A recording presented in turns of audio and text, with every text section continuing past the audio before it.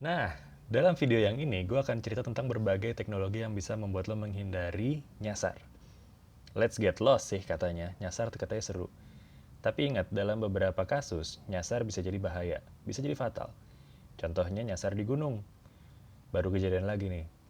Jadi, selain di gunung, juga bisa jadi nyasar di kota yang asing, yang tingkat kejahatannya tinggi dan kalian nyasar ke daerah preman atau banyak pemerkosa. Nah, mari kita menghindari itu, jadi gunakanlah teknologi dengan bijak. Dalam video yang ini, gue akan cerita tentang Google Maps, Google Earth, dan beberapa situs yang mungkin bisa menguntungkan buat teman-teman. Ya, kita mulai ya. Nah, ini namanya Google Maps. Teman-teman bisa buka lewat maps.google.co.id. Di sini pasti biasanya teman-teman udah sering make Google Maps untuk cari jalan dari satu titik ke titik yang lain. Sayangnya nggak banyak yang pakai fitur bikin peta. Caranya, klik di tempat Anda. Oh ya, pastinya ini harus online ya. Terus klik peta, buat peta, dan nanti teman-teman akan masuk ke halaman URL-nya kayak gini. Nggak usah diingetin juga sih. Nah, misalnya kita mau bikin peta Jakarta. Bukan bikin peta Jakarta, tapi bikin uh, peta Jakarta gue. Ini isinya misalnya tempat-tempat yang penting buat lo. Misalnya Monumen Nasional. Barangkali lo suka nongkrong-nongkrong di situ, lo tambahin tuh ke peta lo. Terus barangkali lo suka nonton di Metropol. Nah, ini bisa lo tambahin juga.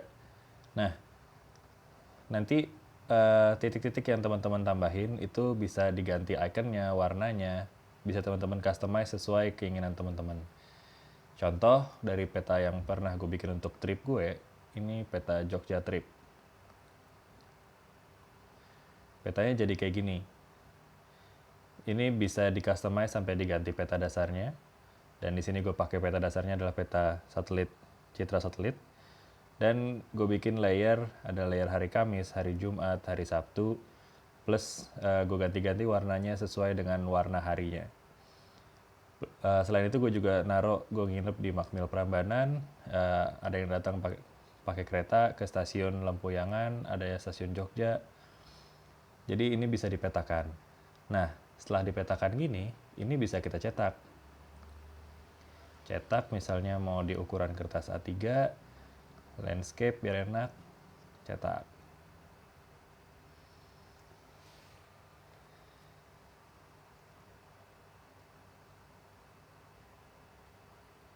Nanti hasilnya jadi seperti ini.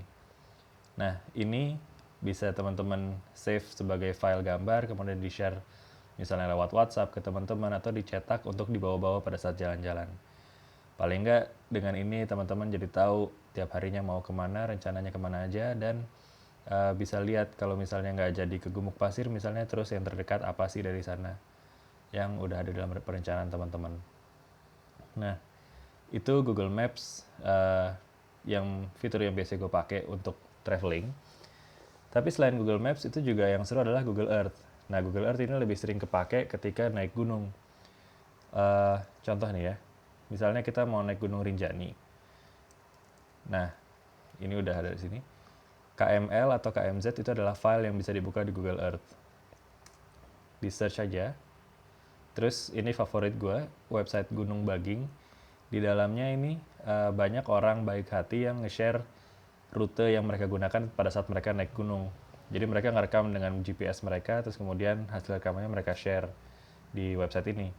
Nah, ini ada macam-macam gunung, Gunung Agung, Gunung Argopuro, Anak Krakatau, macam-macam lah, banyak. Nah, kita mau Rinjani ya tadi. Rinjani, di sini dua-duanya yang tersedia adalah dari Sembalun. Terus ini ada yang April 2009 sama November 2013. Tapi ini waypoint only. Nah, ini tracks in forest are interpolated in day 3. Jadi kayaknya ini lebih lengkap, kita download KML-nya. Download. Kalau GPX itu adalah file yang didapat dari GPS langsung. Tapi biasanya untuk dibuka di Google Earth lebih enak KML. Sekarang kita buka. Nah, ini hasilnya. Ini dia kasih lihat day 1, day 2, day 3.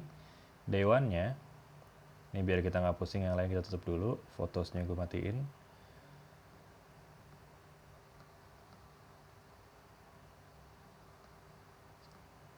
Trip day 1-nya, ini dia.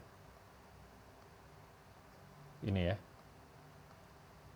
Ini dimerahin deh, biar lebih enak.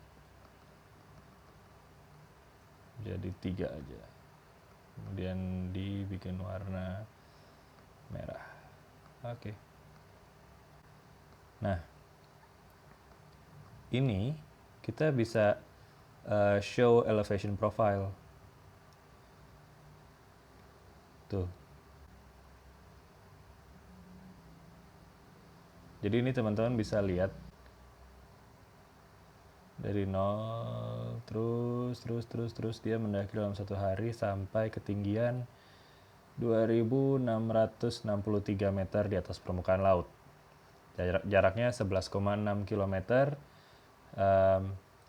Perubahan ketinggian elevasinya bisa dilihat ya dari tiap titik ke titik.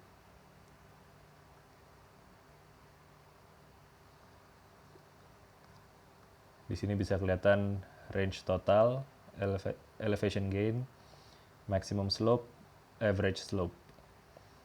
Dan kelihatan terus ini day 2-nya. Kita lihat lagi elevation profile-nya. Ini dia sampai dia di puncak. Sorry, ada message di Facebook. Terus turun. Nah, ini di Segara Anak. Habis itu dia naik lagi. Mulai ke jalur Senaru. Terus dia ngecamp ternyata. Dan dia di day 3-nya, dia turun terus dari Pelawangan Senaru sampai akhirnya ke Desa Senaru. Nah, kebayangkan dengan adanya informasi kayak gini, teman-teman tuh bisa nyiapin mental, bisa nyiapin kapan teman-teman mau istirahat, bisa kebayang berapa hari mau di gunung dan lain-lain. Jadi menurut gue ini teknologi yang sangat memudahkan. Apalagi kalau dibikin offline, di GPS, di HP, atau di tablet. Tapi itu jadi materi video selanjutnya ya.